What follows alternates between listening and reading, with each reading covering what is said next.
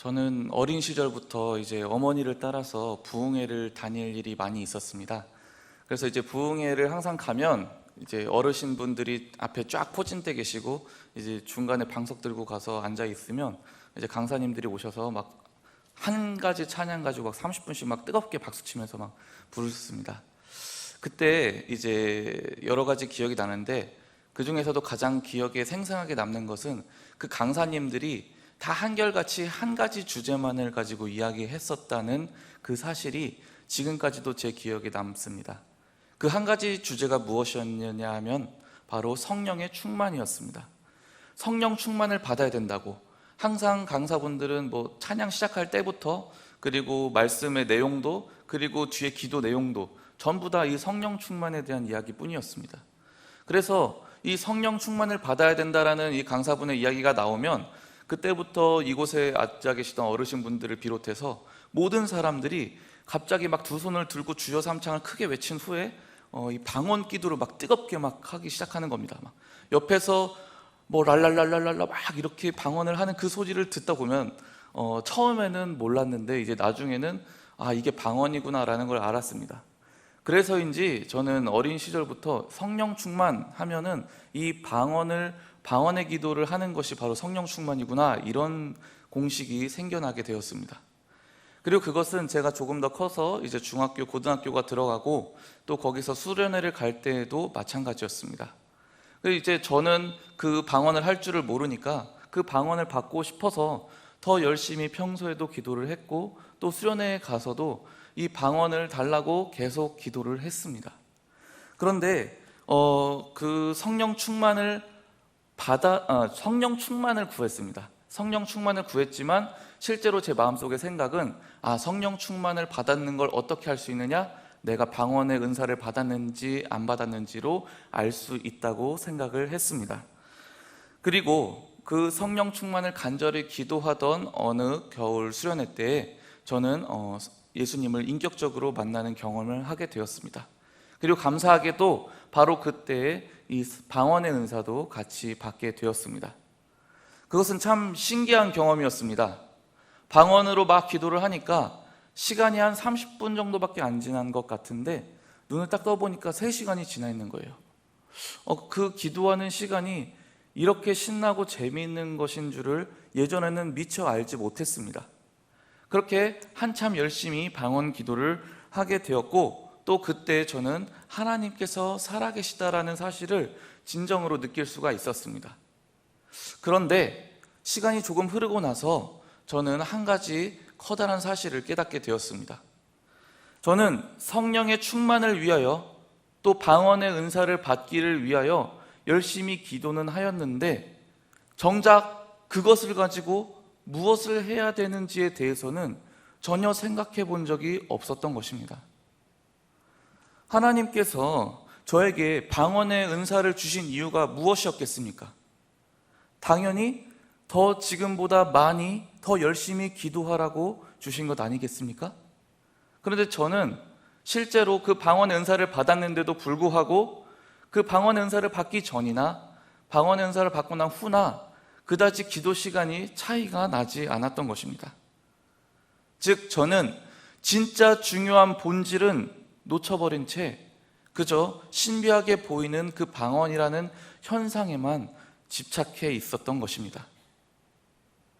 오늘 우리가 읽은 이 본문의 이야기를 보면 성령의 임재를 성경 그 어느 구절보다도 가장 확실하게 우리에게 알려주고 있습니다. 성령의 임재는 어떤 말로도 다 표현할 수 없을 만큼 매우 신비롭고 또 놀라운 현상이었습니다. 이처럼 성령의 임재는 놀라운 현상이 동반됩니다. 새 방언을 말하게 되고 병든 사람들이 나음을 입게 됩니다. 무슨 독을 마실지라도 해를 입지 않게 된다고 마가복음 말씀은 이야기를 하고 있습니다. 그래서 지금까지도 많은 사람들은 성령의 충만을 위해 기도합니다. 아니, 좀 더 정확하게 표현을 하면 성령의 충만한 임재에 따라오는 그 현상이 일어나기를 위해서 기도합니다. 그러나 이것은 결코 오늘의 본문이 말해주는 핵심 내용이 아닙니다. 이 현상은 제자들에게 성령이 임하셨음을 확신시켜주는 역할이었지 현상 그 자체가 본질은 아니었습니다. 그러므로 우리는 성령 임재의 그 신비한 현상에 머물러서는 안 됩니다. 그 현상 너머에 있는 진정한 본질을 볼 수 있어야만 합니다. 오늘의 본문을 그래서 조금 더 자세히 살펴보면 바로 이 본질이 무엇인지를 알 수 있게 해줍니다. 성령의 임재 후 일어났던 가장 큰 현상이 무엇이었느냐 하면 이곳에 모여있던 120명의 제자들이 각자 서로 다른 언어들로 하나님의 큰 일을 이야기하기 시작한 것입니다. 당연히 이 120명의 제자들은 갈릴리 촌동네 출신이었기 때문에 그 여러 나라 말에 대해서 배울 기회도 없었고 그것을 익힐 기회도 없었습니다. 그러나 그들은 성령의 능력으로 말미암아 그들이 마치 모국어를 하듯이 그 다양한 나라의 언어들을 말할 수 있게 되었습니다. 그리고 하필이면 그때 마침 오순절이라는 절기를 맞이하여 세계 각지에 흩어져 있던 그 외국 출신 유대인들이 바로 이 예루살렘으로 모여 있었는데 바로 이들이 그 외국어로 말하는 소리들을 듣게 된 것입니다. 오늘의 본문의 이야기는 구약에 나오는 바벨탑 사건과 흔히 자주 비교됩니다. 바벨탑 사건이 무엇입니까? 노아의 홍수 사건이 있은 이후에 사람들은 같이 한 곳에 모여서 살고 있었습니다.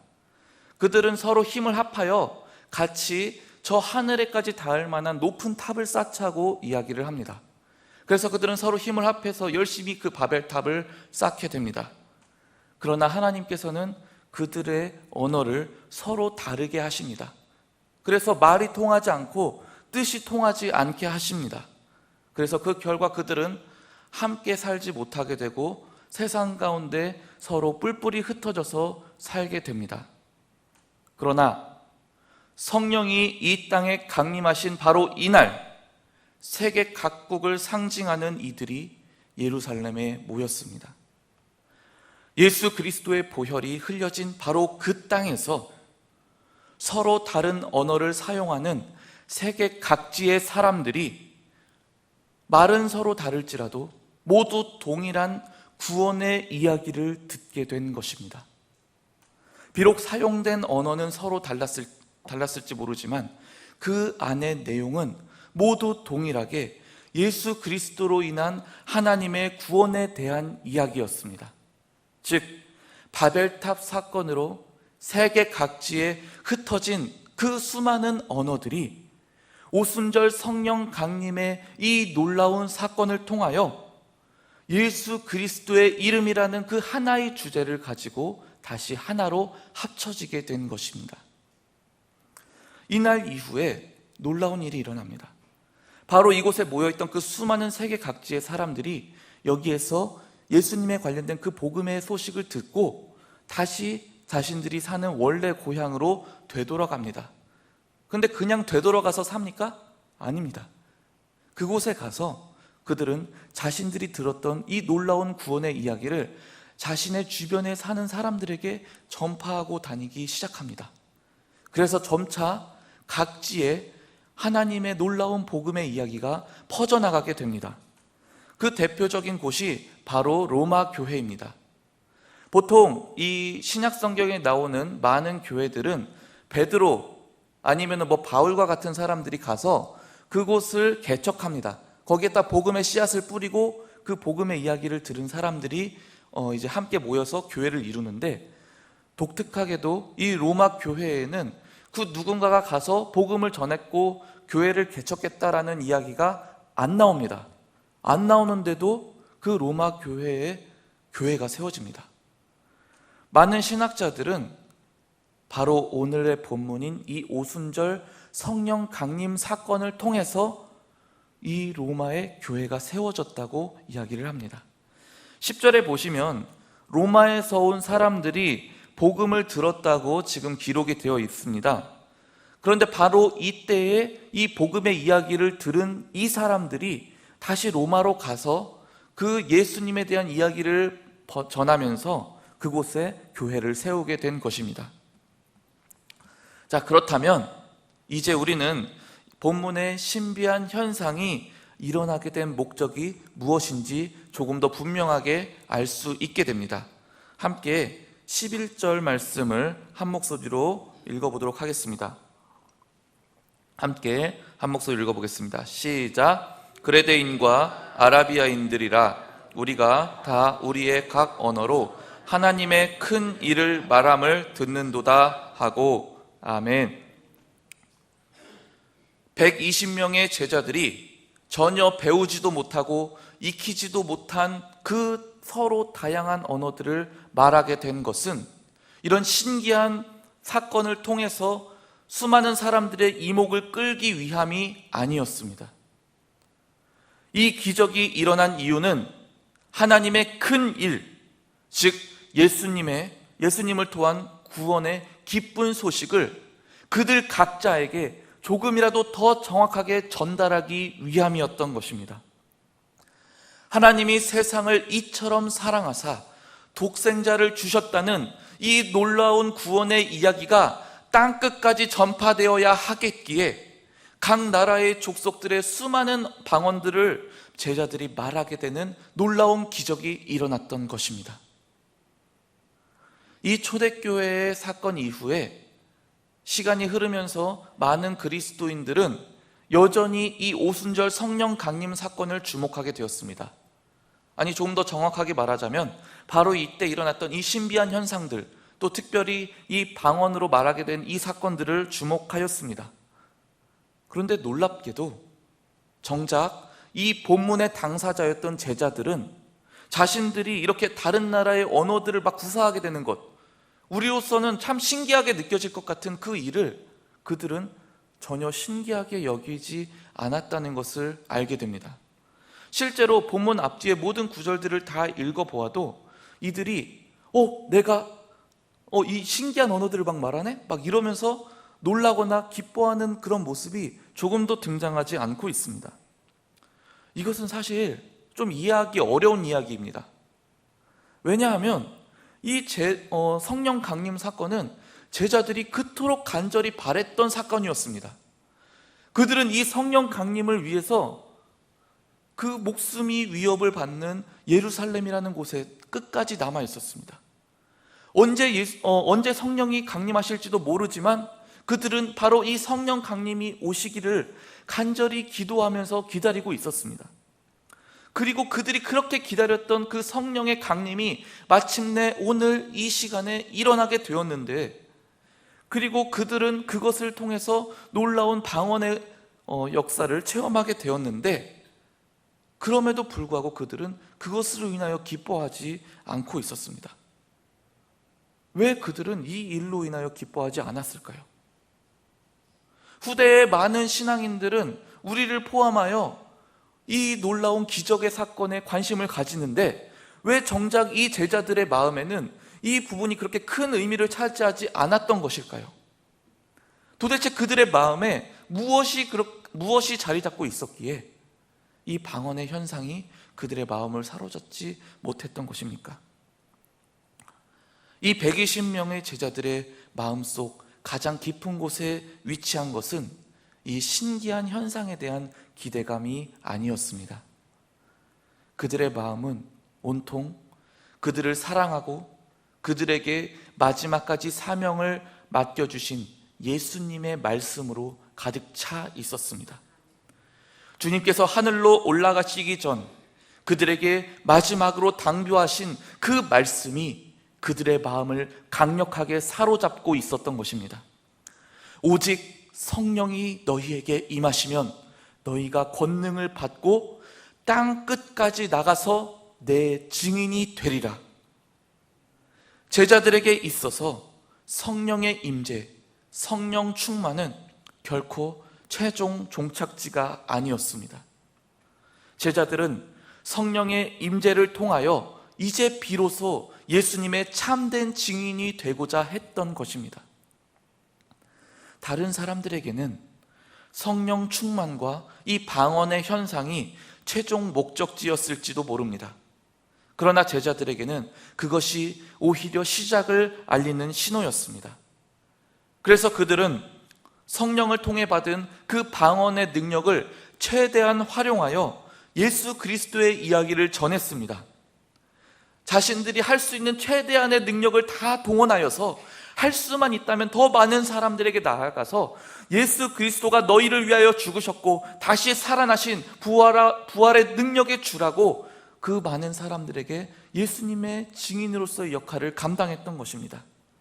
실제로 본문 이야기 이후를 보면은 이 방언으로 인한 복음 전파의 사건이 끝난 이후에도 베드로가 다시 나서서 그들에게 또 한 번 그 유대인들이 듣는 언어를 통하여 예수 그리스도의 놀라운 복음의 이야기를 선포합니다.